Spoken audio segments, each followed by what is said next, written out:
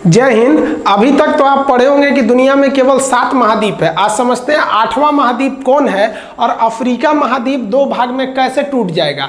देखिए, महाद्वीप किसे कहते हैं उससे पहले आपको आइलैंड यानी द्वीप समझना पड़ेगा। आइलैंड या द्वीप उसे कहते हैं एक छोटा सा जमीन जो चारों ओर पानी से घिरा रहता है, उसे हम आइलैंड या द्वीप कहते हैं। लेकिन यही जब बहुत बड़ा हो जाता है तो उसे हम महाद्वीप कहते हैं। तो दुनिया में ऐसे ऐसे 7 महाद्वीप हैं। लेकिन क्या होगा अगर 3 ओर से घिरा हो? तो अगर एक कोई छोटा सा एरिया केवल 3 ओर से पानी से घिरा है तो उसे हम अंतरीप कहते हैं। अंतरीप को इंग्लिश में केप कहा जाता है।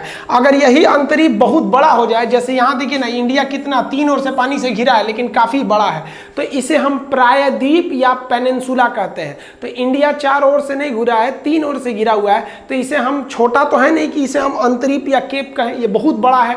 अब मैप में छोटा दिख रहा होगा क्योंकि इतने में पूरी दुनिया को हटाना है। तो ये हमारा जो इंडिया है ये एक तरह का प्रायद्वीप है, लेकिन इसे हम उपमहाद्वीप भी कहते हैं। इसको समझते हैं क्या होता है इस सब में अंतर। देखिए, दुनिया में मेनली 7 महाद्वीप है जो बहुत बड़े बड़े। देखिए, दुनिया में कुल 7 महाद्वीप है। महाद्वीप मतलब बहुत बड़ा एरिया जो पानी से घिरा हो, जिसमें सबसे नंबर 1 में हम लोग, इसमें है लोग भैया एशिया। ये सबसे बड़ा महाद्वीप है एशिया। इसे सभ्यता का पालना कहा जाता है क्योंकि सब मानव यहीं पे आए थे। दूसरे नंबर एरिया वाइज में अफ्रीका आता है। अफ्रीका को हम मानव जाति का पालना यानी cradle of the Mankind, cradle मतलब था पालना। मानव सबसे पहले कहां पर आया था? तो अफ्रीका में इसका प्राचीनतम सोर्स है। लेकिन सभ्य मानव, वो आदि मानव थे, नंगे घूमते थे।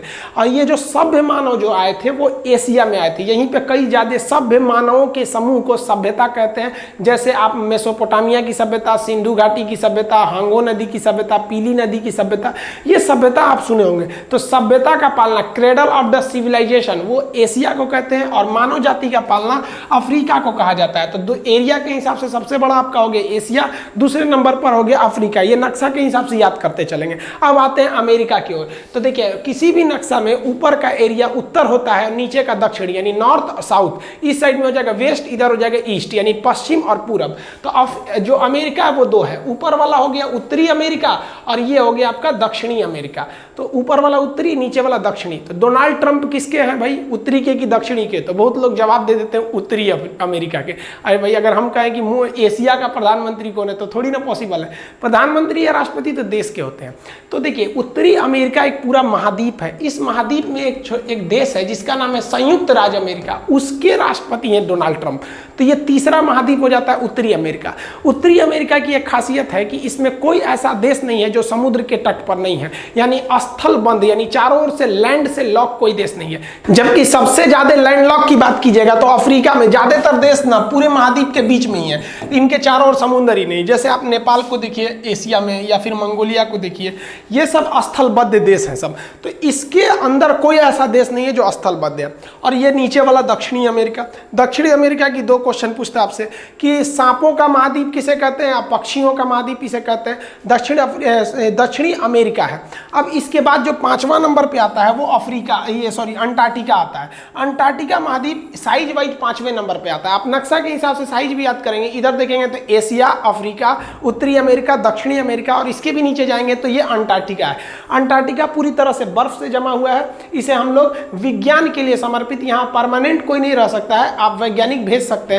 इसे हम गतिशील महाद्वीप कहते हैं क्योंकि बर्फ पिघलते रहता है, इसलिए ये आगे पीछे हो जाता है। तो ये हो गया आपका 5वां। 6वां नंबर पे आता है यूरोप महाद्वीप। ये भी तो ये भाई सबसे विकसित है यूरोप महाद्वीप। छोटे छोटे देश ही हैं बट काफी ज्यादा डेवलप है यूरोप महाद्वीप। अब जो 7वां नंबर पे आता है, जिसके बाद विवाद चालू हो गया, सबसे ज्यादा यही है, इसको लोग ऑस्ट्रेलिया कहते हैं।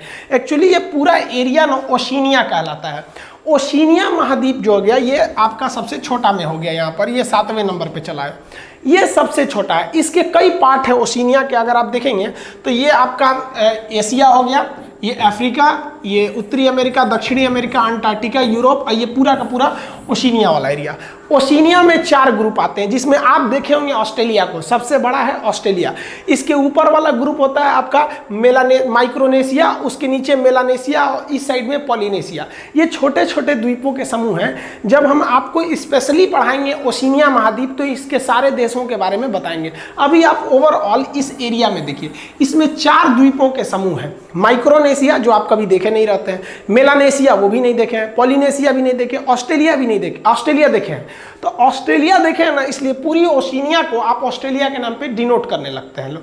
तो ये थोड़ी सी हम लोग से क्या हो जाती है, मिस्टेक हो जाता है। तो देखिए आप इसे जनरली ऑस्ट्रेलिया कहते हैं, ये पूरा एरिया किस में आ जाता है, ओशिनिया में आ जाता है। तो ओवरऑल अब तक तो केवल कितने महाद्वीप माने जा रहे थे, 7, और इन्हीं 7 महाद्वीप के नाम पर आप सुनते होंगे कि 7 स्टार होटल है।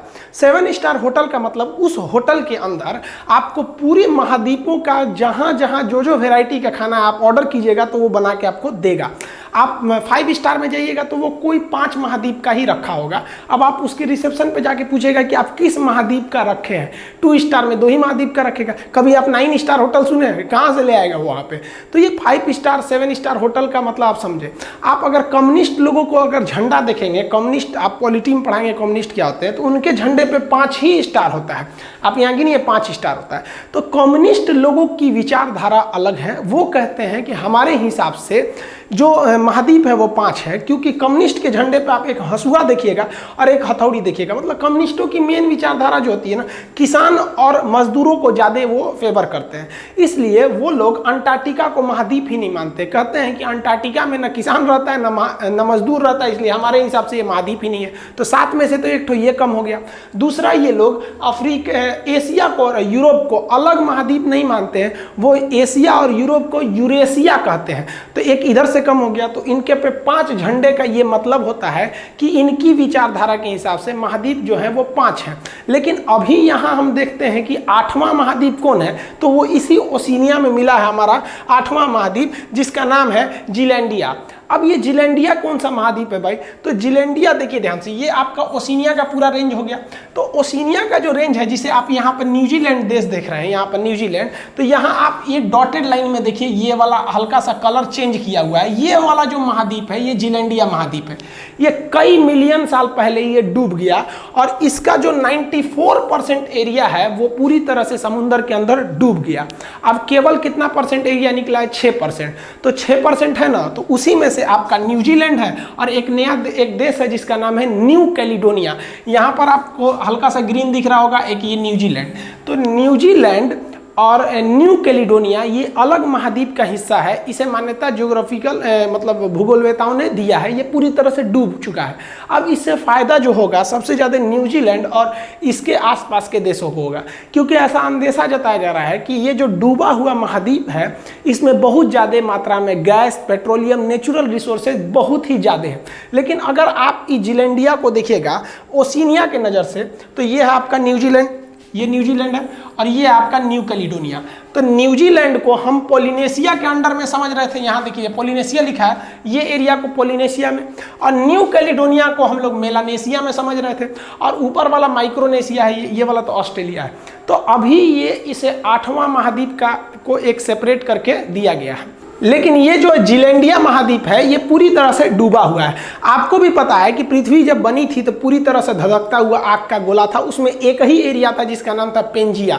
पेंजिया कई भाग में टूट गया, जो ऊपर वाला अंगारा लैंड, गोंडवाना लैंड, ये सब जाके आगे जाके बने थे सब, ये पृथ्वी के हिस्से में। इसको हम लोग नेक्स्ट समझेंगे, लोग सेपरेट वीडियो में हम समझाएंगे कि कैम्ब्रियन युग क्या था, प्री कैम्ब्रियन युग क्या था, कैसे कैसे पृथ्वी अलग हुई। और अभी जो सबसे खतरनाक स्थिति बनी है वो अफ्रीका महाद्वीप टूटने जा रहा है। आप अफ्रीका महाद्वीप को देखेंगे तो ये वाला जो महाद्वीप है यहां से लेकर यहां तक ये महाद्वीप टूटने जा रहा है। अब इसमें दरार पड़ने जा रही है, ठीक वैसे ही दरार जैसे पहले पेंजिया वगैरह महाद्वीपों के टूटने में पड़े थे, ये दरार धीरे धीरे बढ़ते जा रहे हैं। आप देखिए यहाँ पर ये भाई साहब सेल्फी ले रहे हैं दरार में घुस के, ये दरार दिन पर दिन बढ़ते जा रहा है और आने वाले 8 से 10 हज़ार साल बाद ये जो अफ्रीका का ये पूर्वी एरिया है, ईस्टर्न एरिया, ये वैसे ही अलग हो जाएगा जैसे 2.5 लाख साल में ये जो आपका द्वीप है मेडागास्कर, ये एकदम इसमें सटा हुआ था। अगर आप देखिएगा तो जितना एरिया ये अंदर धंसा है उतना ही एरिया ये बाहर निकला। अगर आप इसमें फिट करेंगे ना तो ये इसमें फिट हो जाएगा। तो ये थोड़ा मोड़ा दरार पड़ने से ही ये आगे बने थे, इसे हम फॉल्ट कहते हैं, भ्रंश कहते हैं। तो इसमें भ्रंश बनना चालू हो गया। अब ये अफ्रीका इधर की ओर ये खिसक रहा है और ये भ्रंश दिन पर दिन चौड़ा होते जा रहा है। आप अगर नक्शा होगा अगर आपके पास अफ्रीका का, तो आप उसमें देखिएगा इस तरह से रेड डॉटेड दिखाता है, आप उसको इग्नोर करके निकल जाते हैं, वो इन्हीं भ्रंश को दर्शाता है। ये भ्रंश इतना बढ़ गया है कि रोड भी अब वहाँ टूट गया है, वहाँ पत्थर वत्थर भर के गाड़ियों को आगे निकाला जाता है ये भ्रंश से। और यही भ्रंश बहुत साल पहले जब था तो इंडिया भी तो यही था, इंडिया वहाँ थोड़ी था, इंडिया अफ्रीका में था और अफ्रीका के बाद इंडिया वहाँ गया है। ये है आपका मेडागास्कर, मेडागास्कर के पास इंडिया था, इंडिया का निचला भाग। और ये मेडागास्कर जो यहाँ देख रहे हैं अफ्रीका में, यहीं से वो दरार पड़ते पड़ते धीरे धीरे धीरे धीरे जाते हुए इंडिया का जो साउदर्न पार्ट है वो यहाँ से गया है। तो इंडिया का दक्षिणी भाग ऊपर का नहीं है, वो नीचे का है वहाँ पर। तो ये आपको अब ठीक है कि हम लोग इंडिया वाले हैं, सब हैं थोड़ा, नहीं तो अगर चाइना वाले रहते तो अभी उसको इतिहास गिनाने लगते। याद करो आज से 8 लाख साल पहले मेडागास्कर हमारा था, हमारा ही होगा। हमको लगता है ना चाइना को केवल इतिहास आता है, ज्योग्राफी आता तो इस पर भी क्लेम करने लगता वो। तो हम लोग जो थे वो यहाँ पर नहीं थे, हम लोग को ऐसे भले आपको लगता होगा कि इंडिया शुरू से यहाँ पे है, ऐसा नहीं है। इंडिया का ऊपरी भाग यहाँ पे था और दक्षिणी भाग ये एक पास में था, मेडागास्कर के पास था। जब ये यहाँ से गया, ये एक्चुअली यहाँ से उखड़ा तो मेडागास्कर यहीं रह गया और फिर इसमें भ्रंश पड़ते पड़ते पड़ते पड़ते ये आगे चला गया। अब क्या होगा, ये अफ्रीका में जो नया भ्रंश पड़ रहा है ये भी इधर की ओर खिसकेगा और आने वाले समय में आपको यहाँ पर कुछ जमीन देखने को मिलेगी, यही वाला हिस्सा कट के यहाँ चला जाएगा। देखिए जो 3 ओर से घिरा रहता है उसे हम अंतरीप कहते हैं और बहुत बड़ा एरिया 3 ओर से घिर गया तो उसे हम प्रायद्वीप कहते हैं। और अगर कोई छोटा एरिया चारों ओर से पानी से घिर गया तो उसे द्वीप कहते हैं, बहुत बड़ा एरिया घिर गया तो महाद्वीप कहते हैं। अब हम समझते हैं उप महाद्वीप क्या होता है और भारतीय उप महाद्वीप किसे कहते हैं, इंग्लिश में ना इंडियन सब कॉन्टिनेंट। देखिए किसी भी महाद्वीप का वह एरिया जो किसी नेचुरल बाउंड्री के द्वारा अपने ही महाद्वीप में एक अलग हो जाए उसे हम कहते हैं सब कॉन्टिनेंट, उप महाद्वीप। अब आप भारत को देखिए, भारत के सेंस में अगर आप देखेंगे तो यहाँ पाकिस्तान के ऊपर यहाँ से यहाँ तक एक पहाड़ है जिसका नाम है हिंदुकुश पर्वत। अब ये हिंदुकुश पर्वत इंडिया के एरिया, इस एरिया को उधर वाले एरिया से अलग कर दिया और यहाँ से यहाँ देखिएगा तो आपको ये हिमालय पर्वत मिलेगा, पूरा यहाँ से यहाँ तक ये हिमालय हो गया यहाँ पर। और इस साइड में देखेंगे म्यांमार के बॉर्डर पे तो आराकामियोमा हो गया और नीचे में अगर आप देखेंगे तो ये तो पूरा का पूरा समुंदर हो गया। तो आप एशिया महाद्वीप में आप इंडिया के कुछ पड़ोसी देशों को देखेंगे तो वो अपने महाद्वीप में से ही एक नेचुरल बाउंड्री से अलग होते हैं, तो इनके ग्रुप को हम कहते हैं उप महाद्वीप। इसमें आता है इंडिया, पाकिस्तान, अफगानिस्तान नहीं आएगा, वो बाउंड्री के उस पार है, और श्रीलंका भी नहीं आएगा क्योंकि ये समुंदर के उस पार है, मालदीव भी नहीं आएगा, भले ये लोग पड़ोसी हैं। तो श्रीलंका, पाकिस्तान, और इस साइड में देखेंगे तो नेपाल, भूटान और बांग्लादेश, इन 5 को मिला दीजिएगा ना अगर आप यहाँ से, तो इनको मिला देने से क्या बन जाता है, भारतीय उपमहाद्वीप। इस प्रकार भारतीय उपमहाद्वीप में भारत, पाकिस्तान, नेपाल, भूटान, बांग्लादेश ये 5 आते हैं। अब भारतीय उपमहाद्वीप में अक्सर पूछता है श्रीलंका आता है कि नहीं भाई, तो इनको छोड़ के सब आ जाते हैं भारतीय उपमहाद्वीप में। हालांकि आपको हम तो क्लास में पढ़ाए हैं कि सार्क में कितने आते हैं सब, नीचे के देश में को हम क्या कहेंगे, सार्क। इधर वालों को कहते हैं साउथ ईस्ट एशिया यानी आसियान देश। अगर देश की बात करेंगे तो नीचे से देखेंगे तो Maldives, Sri Lanka, Bharat, Pakistan, Nepal, Bhutan, Bangladesh, Myanmar, Thailand, Laos, Cambodia, Vietnam, Malaysia, Singapore, Indonesia, Brunei, Philippine, Timor Leste, चीन, मंगोलिया, उत्तरी कोरिया, दक्षिण Korea, Taiwan, Japan, Kazakhstan, Kyrgyzstan, Tajikistan, Turkmenistan, Uzbekistan, Georgia, Armenia, Azerbaijan, Turkey, Cyprus, Syria, Lebanon, Israel, Palestine, Jordan, मिस्र, Saudi Arab, Yemen, Oman, UAE, Qatar, Bahrain, Kuwait, Iraq, Iran. 48 देश हो गए। Asia में 48 देश हैं। अगर आपसे कोई पूछता है एशिया में कितने देश हैं तो आप ये नहीं बोलिएगा 48, आप बोलिएगा हम बोलते हैं, तुम गिन लो।